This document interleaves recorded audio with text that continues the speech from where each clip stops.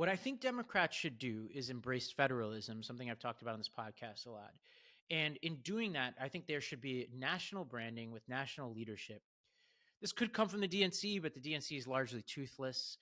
Uh, but somebody or some entity or some prominent leaders within the party, and it could be a coalition of Obama getting together with Hillary Clinton, with Michael Bloomberg, and even bringing in people like Bernie Sanders, Elizabeth Warren, which could be hard given some of the things I'm about to say, and say, you know what, we're going to focus on what we control as Democrats, which is what do we control? We control cities, we control some states. And what we're going to do is we're going to deliver effective results for people in the places that we can control. And we are going to do it in a way that has a national pattern. Because right now, the national pattern and the sort of reputation of Democrats is incompetence at the level of cities and states, right? We're going to raise your taxes. We're going to make it harder to start a business, and we're going to look the other way while people commit crimes. That is, by and large, the reputation of Democrats in cities and states right now, a well-earned reputation. There are obvious exceptions, but that is real. What would I do? I would say, you know what? We're going to do a national initiative where the entire apparatus of the party is going to be about delivering for people in cities and doing it in a way that is going to defy the expectations people have of Democrats. So you're going to brand from the local on up, as opposed to how we've been before, which is top down, right?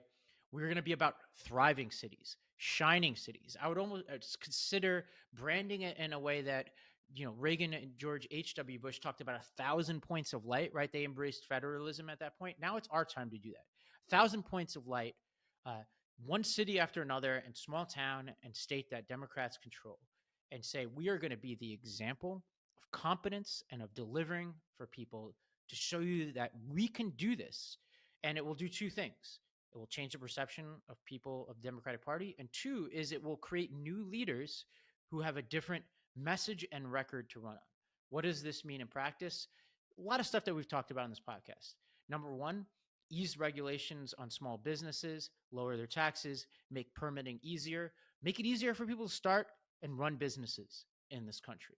Two, for homeowners and renters, just make life easier and more affordable. Increase supply by easing zoning restrictions. We've done a ton of podcasts about this. Help the homeless by reforming the procurement and labor regulations around how we build these houses. Back in the day, we did this story about how somebody was building these like cool prefabricated type of homes for homeless in LA, and then they were stopped because it didn't, they didn't have the right labor contract and procurement, et cetera. It's like, it shouldn't cost $1 gazillion to build housing for the homeless in this country. It should be pretty cheap. And that's true of a lot of things, including the bathrooms is another segment we did, which is like, why does it cost so much to build a toilet in New York City, for example? Let's build more housing, build more public facilities like bathrooms, and we'll get to transportation and all this other stuff. Make it easier, make it cheaper. And then also in places like New York, where you can't rent out your apartment when you go on vacation or your home, get rid of those restrictions, right?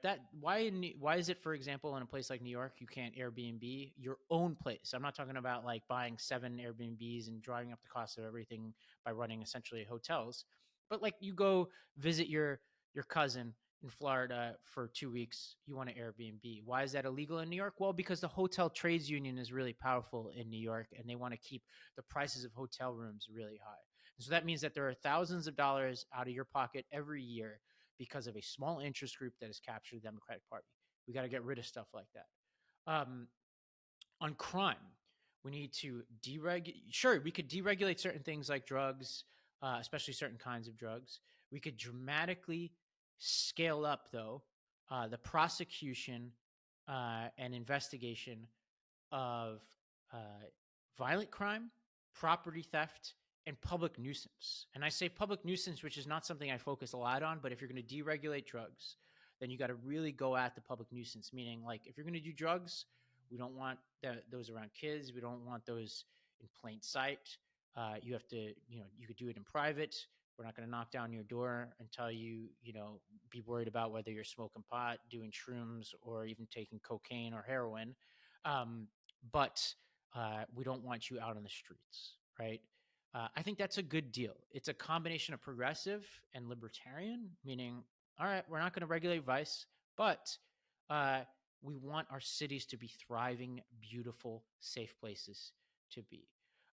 And in a related note, we don't want to use our police departments as vehicles for untested, out of touch academic theories, right? This is the equivalent of defund the police and all of these sort of gobbledygook sociological terms that have given us people like Chesa Boudin, who are more about performing for grass tops progressive elites and journalists than about delivering a safe city for the people. No more of those people, right? No more. On taxes, we need to stop treating our citizens as as an ATM machine, right? This gets a little to policing because, as David Simon, the creator of The Wire, pointed out when he visited New York, like New York has so many ingenious ways to reach into your pocket and steal your money. He had this long tweet. Storm, actually, he got a ticket right outside my window here on Atlantic Avenue, it seems, and he did a tweet storm about how it was like some double or triple the amount because he was in a quote unquote school zone. Meanwhile, there wasn't a school that close to where he was. It was like 2 blocks away the other way. And it was like at like 4 o'clock in the morning where there were no kids out, right? But it's an easy way for them to get more money from you, right? We need to stop doing this. We need Democrats to be the kind of place that's looking for ways to decrease your taxes, not increase your taxes. And yes, like as comical as the Doge Department of Government Efficiency is, and yes, I have major questions about whether they're going to actually deliver on what they're talking about. Democrats should have their Department of Government efficiencies all over this country to say, okay, are there too many people? Like I just made fun of Kash Patel for saying that he's just going to throw everybody out like of the FBI and be on the streets. But yes, like, well, let's look at our agencies. We don't have to be incendiary and simplistic and silly like Kash Patel is and disingenuous. But you can say, all right, Department of Education in New York, why is it that we have non-teaching roles increasing at a dramatic rate every year? So that, yes, the cost of educating kids is going up and up and up, but we're not getting more and higher paid teachers at the rate that we're increasing spending, right? And look at that department by department and say, okay, what do all these people do? What are they here to do, right? And if they're not actually performing a meaningful service to improve people's lives, then they don't need a job, right? I would love to hear Democrats talking about that. We should also look at things like procurement. We'll link in the show notes to this episode about how like New York City subways are the most expensive in the world and how it's really a result of small interest groups. This is a pattern for Democrats who have a hold on elected officials. They give money. Their people show up to vote in very low turnout primaries. And so they're getting paid 4, 5, 6 times the equivalent amount that somebody, say, in France does to burrow the hole for the tunnel and the subway, et cetera. And all this stuff adds up. And everything becomes more expensive, which means they're reaching into your pockets. They're taxing you more. We need to reform all this kind of stuff. And so I can go on and on and on about that, but find ways to deliver great results and to do it cheaper and to say no to the interest groups that you've been addicted to up until now, right? These little interest groups in cities that a lot of average voters don't know about that all have their hands in your pockets and make everything more expensive, and that the elected officials count on you not to know about so that they can continue to be reelected at the expense of good governance. On the question of education, and there's a pattern here, which I'll get to, which is a lot of these are just breaking down barriers instead of erecting more barriers. Let's embrace open enrollment, right? In our cities, a kid should be able to go to whatever general education school in the city has an open seat, regardless of what neighborhood they're in. And if there are multiple people vying for the same school, yes, there should be some preference for people who live closer, but we should make it a lot easier for people in neighborhoods with schools that aren't doing well to access schools that are doing well. And if the schools aren't doing well in a neighborhood, we should create incentives for teachers to go to those schools. Like our best teachers should be incentivized to go to the hardest hit schools so that they're almost like Navy SEALs of teachers, to say like all the best teachers in our city, instead of sending you to the fanciest school that's the cushiest job, we're going to pay you more money to go out to the schools that are struggling the most. Some districts do this, not enough. We should cut overhead. I just talked about this now. In a lot of cities, we've seen more and more non-teaching personnel, uh, and that's inflating the cost of education, and in some cases, becoming a barrier to compensating teachers better. We should have more competition within our schools. So yes, charter schools. We talked about open enrollment. We should increase the stakes, right? So if you're doing well or doing poorly, by objective measures, which includes, yes, test scores, but also could include things like graduation rates, college going rates, surveys. You could put it all together, including qualitative and quantitative, and say, well, what is this school a healthy place or not, right? There's this sense out there that schools are too subjective to know whether they're working or not. Well, that's not true, right? You know, as a parent, you could walk into a school and within 5 minutes know whether it's a healthy place or not. Is the bathroom disgusting? Are the hallways unsafe? Are the test scores bad? When you walk into a school, are students attentive, right? And all those things are, you could see with your own eyes, but then they all result in certain statistics, right? Are there more fights in the school? Are there more suspensions? Are there more, criminal complaints coming out of the school? Can the kids read in that school? Can they do math? Don't let anybody tell you that you can't measure whether school is well or not. So we should attach stakes to whether schools are doing well or not, right? So if your school isn't doing well, we're actually going to fire the people who run that school or reassign them or create new leadership, right? Like it tells you something that the Chicago Bears have more accountability than the average school in this country. Like if the coach of that team calls enough dumb plays enough weeks in a row, they're out. Whereas in our schools across our country, you can call the dumbest plays and be as lethargic as you want to be for decades and still not lose your job. That's wrong. And Democrats should be in the vanguard of fixing that. We should have more career and technical education, and we should be ambitious about what that means. So, for example, we should be graduating people straight into medical school, into nursing schools. In some cases, people should get more credit in high school for things like nursing, teaching, medicine, even before they graduate, so that they can be accelerated in college. There should be pathways straight into the city colleges like we do in a little bit here in New York, but we should do more of. And there should be a lot more pathways to other jobs: plumbing, carpentry, electricians, right? EMTs, right? Let's teach kids to do jobs where if they just did secondary school, they'd be employable, right? Like, of course, we love people going on to higher education and doing amazing things, but let's give people multiple pathways. We should also have new models for schools, right? There shouldn't just be this factory approach to education where all the schools look the same and then they look the same that they did 50 years ago, except now kids have more digital distraction. Let's be ambitious. I'll link in the show notes to a piece I wrote about the high school of my dreams, like what an ambitious, different kind of school model I would enact is. But there are plenty of cities that are experimenting here. Indianapolis being a great example. We've done a segment on this. I want to see more cities do more ambitious, different kinds of models, because then you give people a choice, and we also break the mold. We show people that education can be shiny, ambitious, game changing for people. It doesn't have to be this big meh that everybody has right now. And if you do that well, along with a lot of the other things that I talked about, you show people that government could work and that Democrats could be at the forefront of delivering effective governance. You should also effectively root out corruption. So no more Eric Adamses, et cetera. You should stop trying to regulate vice and handing it to like the the most in touch billionaire that you have, like in New York, where we're saying, okay, we're going to give out a couple casino licenses, and effectively it's the richest, most powerful people that are going to get those things, which creates all kinds of incentives for corruption. The same is true of regulating drugs and only handing out a few licenses for marijuana licenses. Like, these are all things that are avenues for corruption.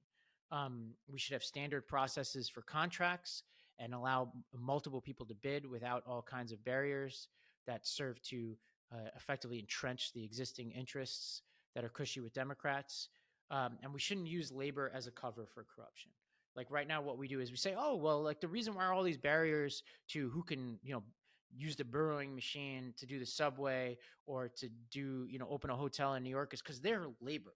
right? And what winds up happening is labor is a proxy for the people who donate to me, the people who are going to turn out in my election, and I'm going to pay them well, right?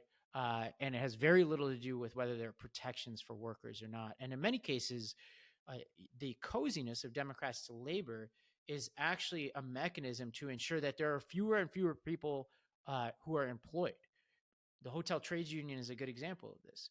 Because of the Democrats' alliance with the hotel trade unions in New York, there are very few hotels in New York. If you've ever visited New York, you know this. It's like, why is it so expensive to get a hotel room in New York? Because the small group of people who've captured hotels in New York get paid a ton of money, and they're threatened by any new hotels, which means any new people who will get jobs in hotels also suffer in the future, in addition to all the people who have to go to New York and pay for those hotel rooms, all the people who have businesses that would benefit from more people coming to New York, and yes, all the people who own homes who can't rent them out because the very same group I just talked about is preventing people from Airbnb their apartments. It's a vicious cycle.